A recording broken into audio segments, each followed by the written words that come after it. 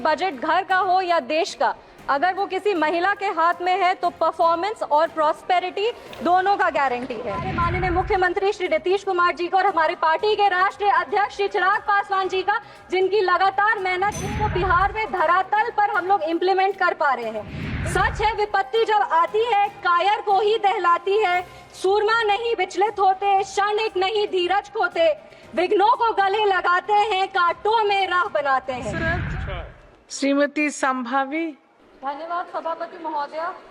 एक युवा महिला सांसद होने के नाते हम ये अपना सौभाग्य मानते हैं कि अपनी पार्टी लोक जनशक्ति पार्टी की तरफ से इस फाइनेंस बिल 2024 में अपना पक्ष रखने का अवसर मुझे मिला। मैम बजट के बाद पहली बार बोल रहे हैं, इसीलिए हम अपनी वित्त मंत्री श्रीमती निर्मला सीतारमण जी को बधाई देंगे कि उन्होंने 7वीं बार सफलतापूर्वक एक बजट पेश किया है।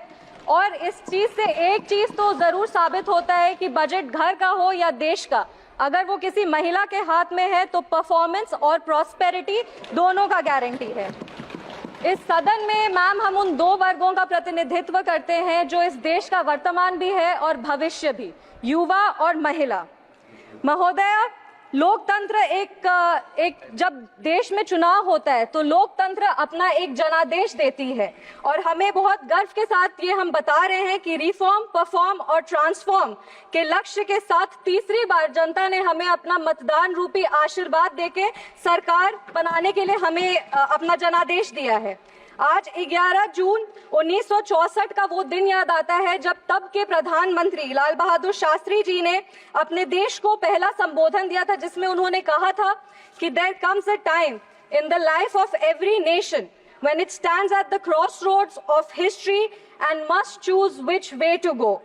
140 करोड़ देशवासियों ने इस चुनाव में हमें अपना निर्णय देकर एक स्टेबल सरकार को चुना है। 2004 से 14 की वो जो 10 साल का पीरियड था हमारे देश का, उसको उन्होंने चुनौती दी है जब देश को सिर्फ घोटालों से और देश विरोधी गतिविधियों से जाना जाता था। यूपीए सरकार को जब हम याद करते हैं मैम तो उसको 3C की सरकार से हम याद करते हैं, करप्शन, कम्युनलिज्म एंड कंफ्यूजन। पर जब हम एनडीए की सरकार को याद करते हैं तो हम उसको 3D सरकार से याद करते हैं, जो है डेवलपमेंट, डेडिकेशन एंड डिलीवरी।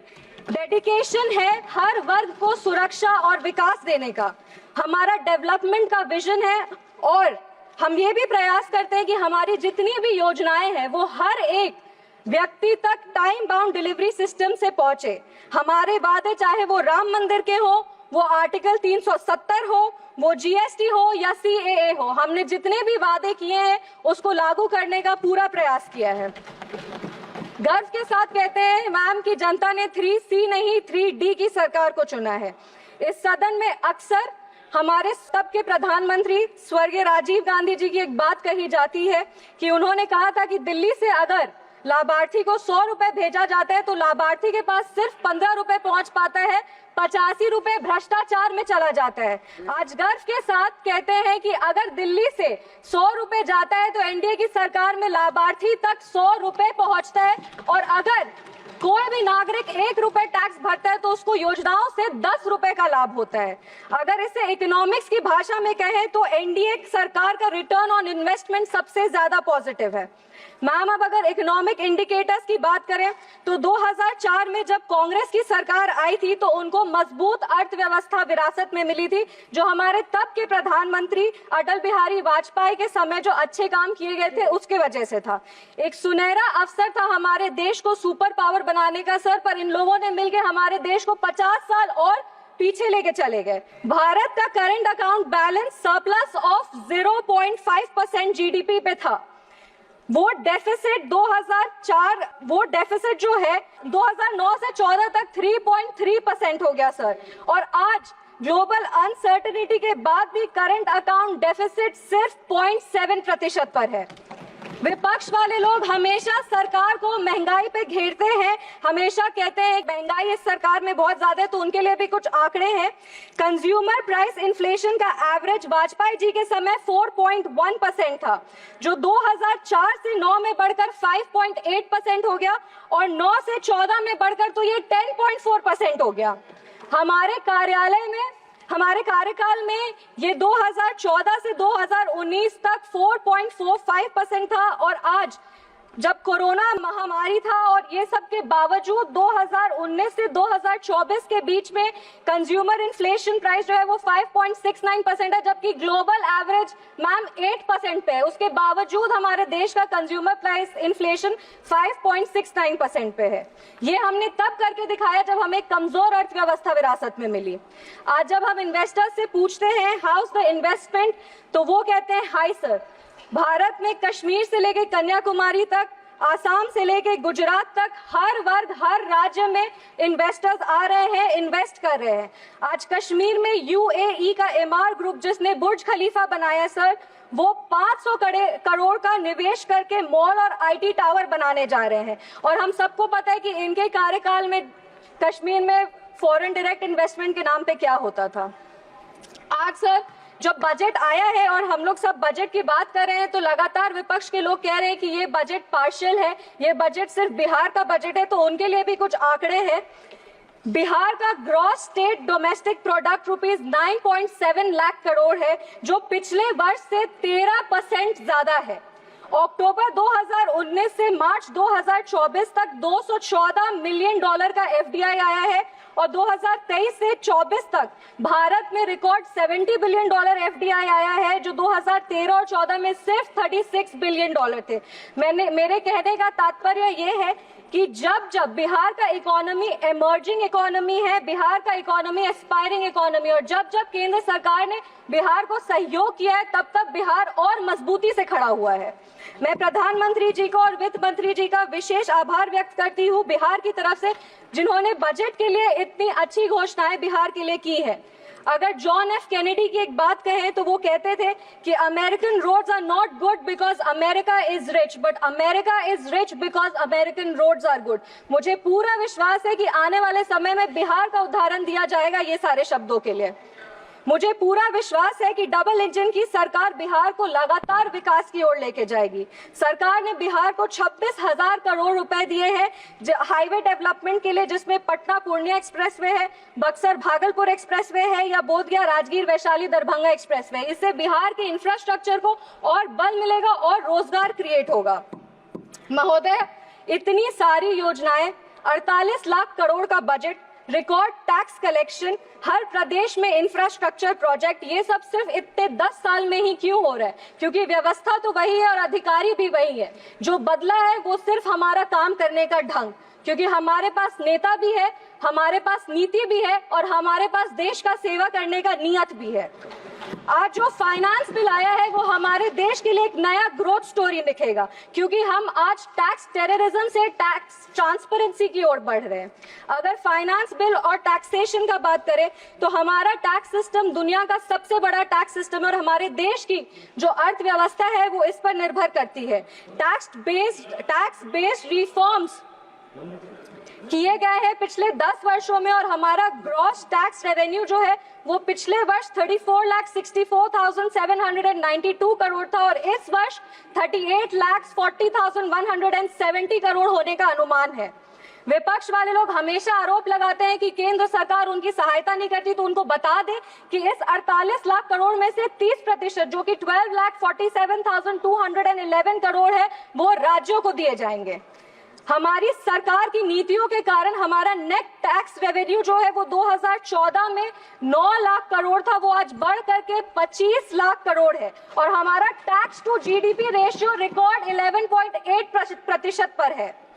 हमारी सरकार ने जीएसटी लगाकर पिछले 70 वर्षों में जो सबसे बड़ा सुधार है वो किया है। जीएसटी कलेक्शन अप्रैल 2024 में 2 लाख करोड़ रुपए का स्तर पार किया है और जीएसटी काउंसिल के गठन के बाद हमारी सरकार ने कोऑपरेटिव फेडरलिज्म को और बल दिया है, एक नया मीनिंग, एक नया डेफिनेशन दिया है। फाइनेंस बिल बहुत ही एक आवश्यक बिल होता है क्योंकि हर सेक्टर्स को इसमें इंसेंटिव देने का काम किया जाता है और जैसा कि हम जानते हैं कि आम आदमी जब बजट का भाषण सुनता है तो सबसे ज्यादा अगर वो कुछ गौर से सुनता है तो वो हमारे टैक्सेशन प्रपोजल्स को सुनता है। हमें बताते हुए ये बहुत खुशी हो रही है कि हमारी सरकार ने उन्हें निराश नहीं किया है और new tax regime rate structure को रिवाइज करके ऐसा एक टैक्सेशन सिस्टम लाया जिससे सैलरीड एम्प्लॉय हर साल 17,500 रुपए का इनकम टैक्स सेविंग कर पाएगा। इसका लाभ मध्यम वर्ग के लोगों को और निम्न वर्ग के लोग को सबसे ज्यादा होगा। सरकार द्वारा standard deduction for salaried employees को 50,000 से बढ़ाकर 75,000 रुपए कर दिया गया है और deduction on family pension for pensioners को 15,000 से बढ़ा करके 25,000 कर दिया गया है। इन प्रावधानों से मिडिल क्लास को लाभ होगा, कंजम्पशन बढ़ेगा, इकोनॉमिक ग्रोथ को एक पुश मिलेगा और हमारा जो 5 ट्रिलियन इकोनॉमी बनाने का सपना है उसको पूरा किया जाएगा। आज भारत स्टार्टअप के क्षेत्र में पूरे विश्व में प्रसिद्ध है और हम ये बता देना चाहते हैं कि भारत आज 3rd लार्जेस्ट स्टार्टअप एक हब है जिसकी संख्या 1.25 लाख है और 110 यूनिकॉर्न्स हैं। एक बहुत इंटरेस्टिंग फैक्ट मैं सदन के सामने रखना चाहती हूँ कि ये जो रिकॉग्नाइज्ड स्टार्टअप है उसका 45% टायर 2 और टायर 3 जो सिटीज है उसमें, मतलब इसका ये मतलब होता है कि सिर्फ बैंगलोर ही नहीं बल्कि हमारे बिहार के बक्सर में या भागलपुर में भी अगर कोई बैठा हुआ हो तो वो भी आज लोगों को रोजगार दे रहे हैं। वो अपने स्टार्टअप के माध्यम से हमारे प्रदेश का विकास कर रहे हैं। इन स्टार्टअप्स को और बढ़ावा देने के लिए एंजल टैक्स को अबॉलिश करने की घोषणा की गई है जो अर्ली स्टेज स्टार्टअप को फंडिंग देने में आसानी होगा और लिटिगेशन कम करेगा। और इसका जब अगर लिटिगेशन कम होगा तो फोकस इनोवेशन और ग्रोथ पे होगा। अब हमारे जो छोटे छोटे क्षेत्र है, मेरा क्षेत्र समस्तीपुर है, वैसे सारे जगहों पे भी जोमैटो, स्विगी, अमेजॉन जैसे कंपनीज ऑपरेट करेंगे और वहां युवाओं को रोजगार मिलेगा। ईज ऑफ डूइंग बिजनेस के लिए delay in TDS payment up to the due date of filing the TDS statement is proposed to be decriminalised. एक और आंकड़ा रख रहे हैं, टैक्सेशन में सबसे बड़ा हिंड्रेंस लिटिगेशन होता है और हमारा इकोनॉमी का 12 ट्रिलियन रुपए अभी भी टैक्स डिस्प्यूट में फंसा हुआ है जो जीडीपी का ऑलमोस्ट 6% है। इस बजट में विवाद से विश्वास स्कीम की घोषणा की गई है जिससे ये सारे जो पेंडिंग इनकम टैक्स डिस्प्यूट्स हैं उसको रिजॉल्व किया जाएगा। To reduce litigation in international taxation and enhance certainty, the government proposes to expand the scope of safe harbor rules and streamline the transfer pricing assessment process. यह finance bill एक तरह का statement है ma'am कि जनता का जो मेहनत का पैसा है उसको सरकार वापस इन्वेस्ट करती है और जो ये फाइनेंस बिल है वो एक स्टेटमेंट है कि हमारी वित्त मंत्री जी ने जैसा कहा था कि 9 प्राथमिकताएं हैं, वो 9 प्राथमिकताएं जरूर हम लोग अचीव करेंगे और विकसित भारत विकसित बिहार का एक नया प्रमाण देंगे। ये जो देश है वो रिफॉर्म्स पिछले 10 वर्षों से रिफॉर्म में है और सकारात्मक बदलाव देख रहा है। हमारा देश आज फ्रजाइल 5 इकोनॉमी से टॉप 5 इकोनॉमीज की तरफ बढ़ रहा है और G20 के माध्यम से आज हमारा देश एक ग्लोबल सुपर पावर बन गया है। हमने अपने देश के नागरिकों के सपनों को पूरा होते हुए देखा है मैम, वो चंद्रयान का सफलतापूर्वक लैंडिंग हो, धारा 370 हो या हमारे प्रभु श्री राम की प्राण प्रतिष्ठा हो। आज हम 5वीं सबसे बड़ी अर्थव्यवस्था बन गए हैं और इसीलिए हमारे सामने जो चुनौती है वो तो है पर हमारे पास अवसर भी है और हमारे पास एक विजन भी है। अपने वाणी को हम विराम देने के पहले धन्यवाद देंगे हमारे माननीय मुख्यमंत्री श्री नीतीश कुमार जी को और हमारे पार्टी के राष्ट्रीय अध्यक्ष श्री चिराग पासवान जी का, जिनकी लगातार मेहनत की वजह से हमारे एक मिनट सबसे युवा सांसद है 2 मिनट, जिनके लगातार प्रयासों के वजह से आज हमारे प्रधानमंत्री जी का जो सपना है उसको बिहार में धरातल पर हम लोग इम्प्लीमेंट कर पा रहे हैं। विपक्ष के लोग हमेशा हमें कहते रहते हैं, हमारी नीयत को खोजते, हमारी नीति को खोजते, हमेशा हमें कोसते रहते हैं। तो हम राजधारी सिंह दिनकर जी की धरती से आते हैं, 2 पंक्ति बस पढ़ेंगे इनके लिए।